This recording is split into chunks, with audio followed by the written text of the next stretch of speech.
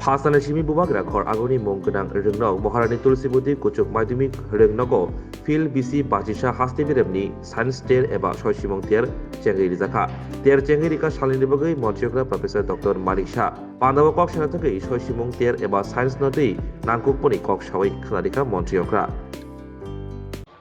Professor doctor ওরা হবে, কিন্তু নেক্সট জেনারেশন সেইভাবে চলবে, অর্থাৎ চড়াই বেতি চড়াই বেতি চড়াই বেতি, the show must go on চলবে। আমাদের সেই সবসময় আমি যেটা বলে থাকি যে আমাদের যে ব্যাটন, সেই ব্যাটনটা পাস অন নেক্সট জেনারেশনের সঙ্গে দেওয়া। এবং এখানে আমি একটু দেখছিলাম কনাদ নামে যে আপনাদের যে স্মরণিকা এখানে প্রকাশিত হলো একটু আগে, আমি দেখলাম একটা গ্ল্যান্স, আমি দেখলাম এর মধ্যে অনেক কিছু আমি চেষ্টা করলাম বোঝার। তো এতে বোঝা যায় যে একটা এখনকার যারা নিউ জেনারেশন তারা চায় যে সারা পৃথিবী যেন হাতের মুঠোয় থাকে, কারণ জ্ঞান ছাড়া কিচ্ছু হবে না, আর বিশেষ করে সায়েন্সের স্টুডেন্টদের। সায়েন্স মানে যুক্তি, এখানে ফিলোসফি কোনো কাজ করবে না। এখানে সায়েন্স মানে যুক্তির সাথে প্রমাণিত সব জিনিস, প্রমাণ করে দেখাতে হবে সব জিনিস। এতে বড় আর কি বিষয় থাকতে পারে? তার বেশিরভাগ লোকে এর জন্য সায়েন্সের দিকে যায়। আমি অন্য বিষয়গুলো আমি বলছি না, খাটো করে দেখছি না। ফিজিক্স, কেমিস্ট্রি, ম্যাথ এবং বায়োলজি এগুলো ভেরি ইম্পর্টেন্ট শরীরের মানে মানুষের সমাজ জীবনে, এবং যত বেশি ইনোভেটিভ হবে মানুষের সুযোগ সুবিধা সেগুলো মানুষের জন্য আমরা করতে পারব। এবং আজকের যারা এখানে খুদে বিজ্ঞানিকরা এখানে এসছে, এমন কি হতে পারে ওরা কোনোদিন হয়তো বা আন্তর্জাতিক স্তরে ওরা পুরস্কার পেতে পারে, কে জানে আইনস্টাইন না হবে এখান থেকে, আচার্য জগদীশ চন্দ্র বোসও হতে পারে। আমাদের যারা আমাদেরকে শিখিয়েছে যে ভারত কোন জায়গায়, আজকে নালন্দা বিশ্ববিদ্যালয়ের কথা আমরা বলি, তক্ষশিলার কথা বলি, কোনো এক সময় বিদেশ থেকে মানুষ আসতো ভারতবর্ষে পড়াশোনার জন্য। এখন আমরা খুব গর্ববোধ করি আমাদের ছেলে মেয়ে যখন কোথায় থাকে, আমার ছেলে মেয়ে আমেরিকায় থাকে, ইউকেতে থাকে, অস্ট্রেলিয়াতে থাকে, কিন্তু এরকমটা ছিল না। কিন্তু ধীরে ধীরে আমাদের মাননীয় প্রধানমন্ত্রীজি 2014 পর থেকে আসার পর থেকে ভারতবর্ষের চেহারা কিন্তু এখন উল্টো পথে পুনরুদ্ধারের বিষয় দাঁড়িয়েছে। G20-তে আমরা দেখেছি, এবং আমরাও কিন্তু সেই দিশায় আমরা কাজ করছি। আমরা কেন আমাদের এখানে যারা খুদে বিজ্ঞানিকরা আছে তাদেরকে, যারা গার্জিয়ানরা আছে তারা কিন্তু তারা যে জিনিসটা করতে পারেনি, তারা চায় যে এই জিনিসটা আমার ছেলে মেয়েদের মধ্যে সেটা প্রস্ফুটিত হোক, সেই চেষ্টাটা কিন্তু আছে। এখন যারা টিচাররা আছেন, টিচারদের কাজ, আমরা সবাই mother is the best teacher, কিন্তু টিচাররা যারা স্কুল কলেজে থাকবে তাদের গুরুত্ব কিন্তু আরো বেশি, কারণ তারা ফিনিশিং টাচ আরো বেশি, ছেলে মেয়েদেরকে আরো সুন্দরভাবে গড়ে তোলার কাজটা কিন্তু আপনারাই কারিগর।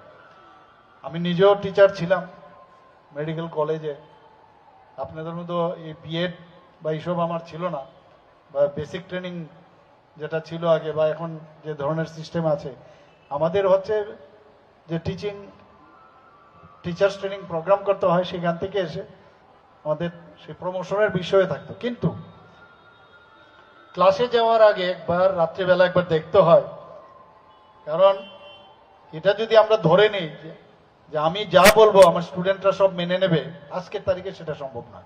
স্টুডেন্টরা কিন্তু সব জেনে শুনে পড়াশোনা করে, আর তাদের কাছে সবকিছু অ্যাভেলেবল, এখন সারা পৃথিবী ওদের কাছে।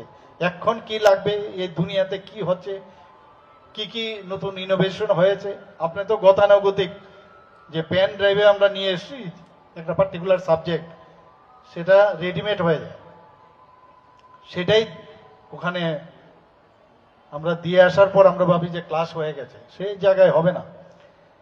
এখনো অনেক টিচার আছে যাদেরকে আমরা এখনো মনে পড়ি।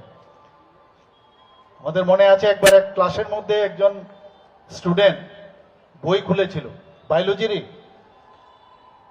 সেই স্যারে রেগে গিয়ে ওকে একদম সাংঘাতিক ভাবে, ইভেন তৎকালীন, এখন তো সম্ভব না, ফিজিক্যালি পর্যন্ত ওকে আঘাত করেছেন। এখন তো এটা সম্ভব না।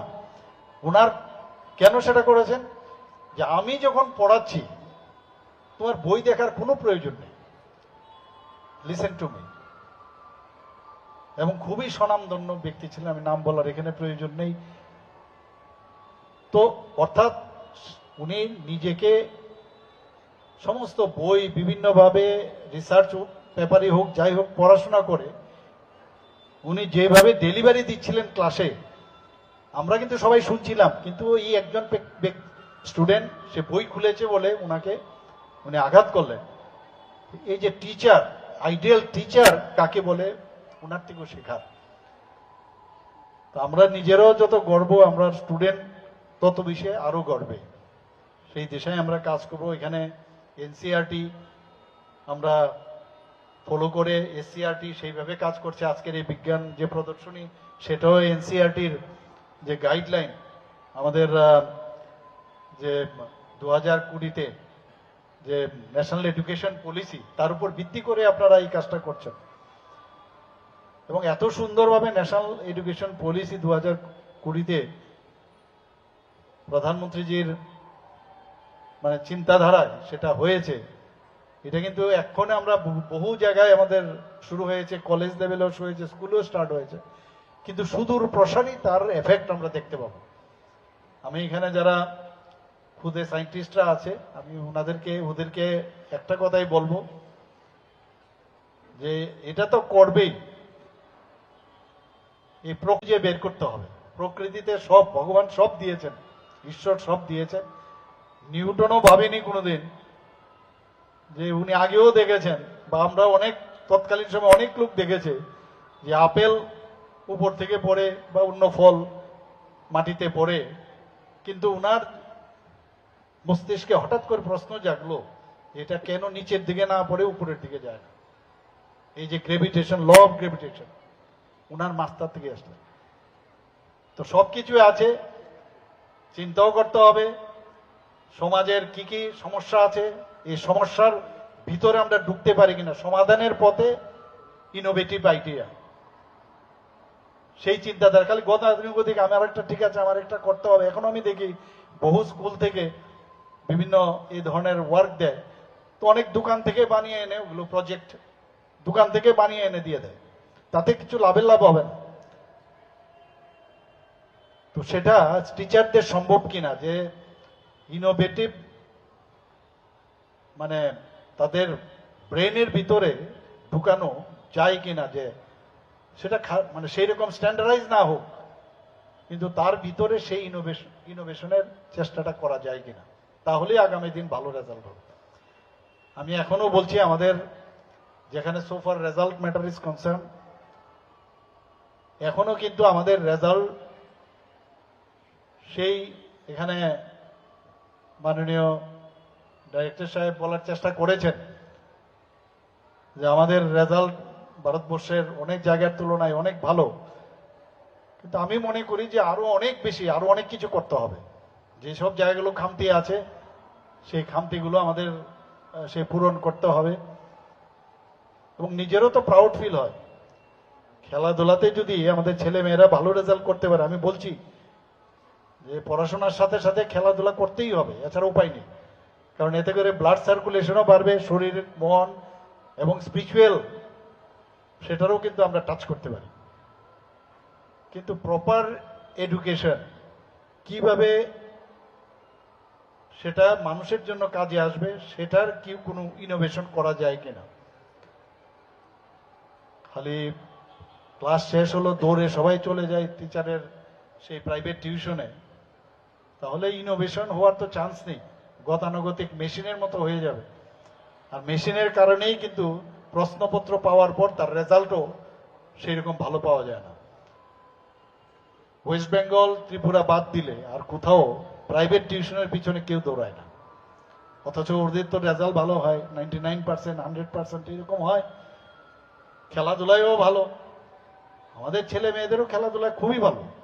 কিন্তু সব দিকে, এখানে শুধু সায়েন্সের কথা বলছি না, সব দিকে আমাদের মানে আমাদের মেরিটের দিক দিয়ে আমাদের ট্যালেন্টের অভাব নেই, কিন্তু একটু আমাদের চিন্তা করতে হবে যে মানে দেশাত্মবোধের ভাবনা নিয়ে চিন্তা করতে হবে যে দেশের জন্য এই যে ছেলেটা আছে মেয়েটা আছে তাকে কিভাবে আমি ইউটিলাইজ করতে পারি, তার থেকে আমি কি আমি এক্সট্রাক্ট করতে পারি।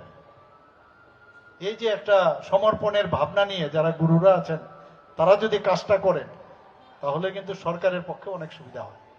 সরকার পয়সা খরচ করবে, আমাদের ডাবল ইঞ্জিনের সরকার, দিল্লিও আমরা যখন যা বলি তাই করে, কিন্তু সেটা যেন গতানুগতিক না হয়।